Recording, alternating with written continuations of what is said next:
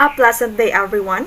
We are the Group 2 and today we will going to report about the Republic Act numbers 9275 or also known as the Philippine Clean Water Act of 2004. To begin, let us define what is the Philippine Clean Water Act of 2004. So it is an act providing for a comprehensive water quality management and for other purposes. This act provides for the abatement and control of pollution from land-based sources and lays down water quality standards and regulations. It pursues policy of economic growth in a manner consistent with the protection, preservation, and revival of the quality of our fresh, brackish, and marine waters. In addition, the Clean Water Act aims to restore and maintain the chemical, physical, and biological integrity of the country's waters. It aims to improve water quality of critical water bodies like rivers, lakes, and seas through continuous, extensive cleanup, monitoring of industries, and rehabilitation. Moving on, the Clean Water Act was signed by former President Gloria Macapagal Arroyo on March 22, 2004, and it took effect on May 6, 2004. Under the Administrative Order of 2005-10, the Department of Environment and Natural Resources, or DENR, adopts and promulgates rules that known as Implementing Rules and Regulations of Clean Water Act, or IRR, in order to manage and control pollution in all bodies of water. Next is the institutional mechanism. So the Department of Environment and Natural Resources, or DENR, is the primary government agency responsible for the implementation and enforcement of the Clean Water Act.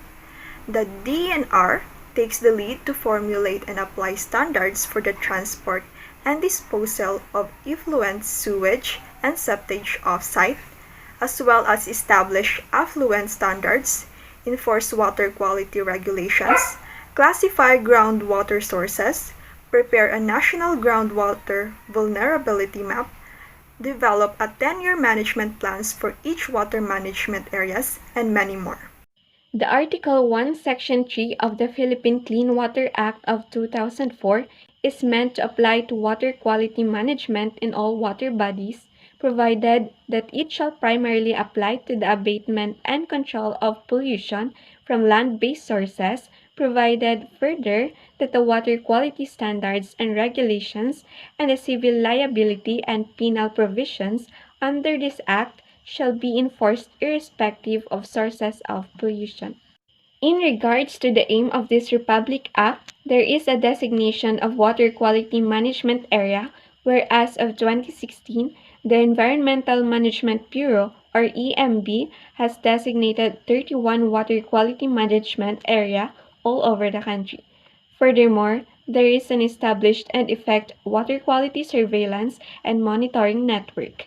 Additionally, they continue to keep their water quality within the water quality guidelines or criteria conforming to the water body's classification or even improve the quality to higher classification. So, example of water quality management area is Lake Buhi watershed, which serves as the irrigation source for 8,000 hectares of agricultural lands, and the Naga River, which will facilitate for the proposed Naga River watershed, which covers some 7,686 hectares of drainage area in around Naga City. Section 13, Water Pollution Permit and Charges.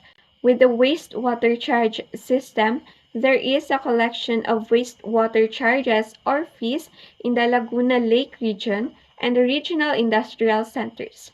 So the wastewater charges shall be established taking into consideration the following.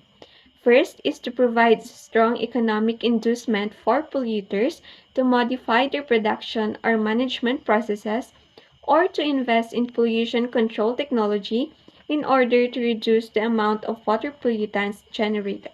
Second is to cover the cost of administering water quality management or improvement programs. Third is to reflect damages caused by water pollution on the surrounding environment, including the cost of rehabilitation. Fourth is the type of pollutant.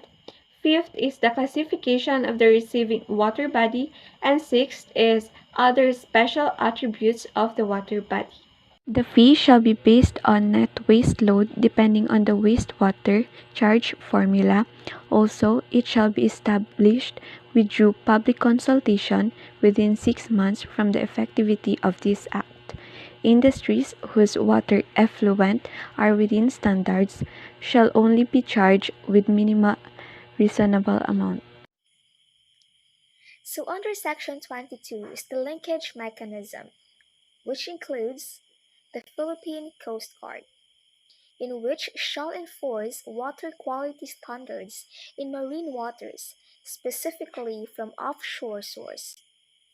Next, we have the Department of Public Works and Highways, or the DPWH, which prepares sewerage and sanitation facilities and the efficient and safe collection, treatment, and disposal of sewage.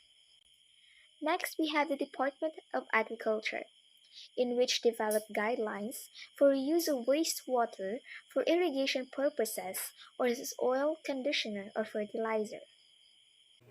Bureau of Fisheries and Aquatic Resources. BFAR is a government agency responsible for the development, improvement, management, and conservation of the country's fishery and aquatic resources. Department of Health. The DOH is the principal health agency in the Philippines. It is responsible for ensuring access to basic public health services to all Filipinos. It is the promulgation, revision, and enforcement of drinking water quality standards. Department of Science and Technology. DOST is the primary science and technology body in the country, charged with pursuing the state policy of supporting local efforts in science, technology, and research and development. It prepares a program for the evaluation, verification, development, and public dissemination of pollution prevention and cleaner technologies. DepEd, CHED, and PIA.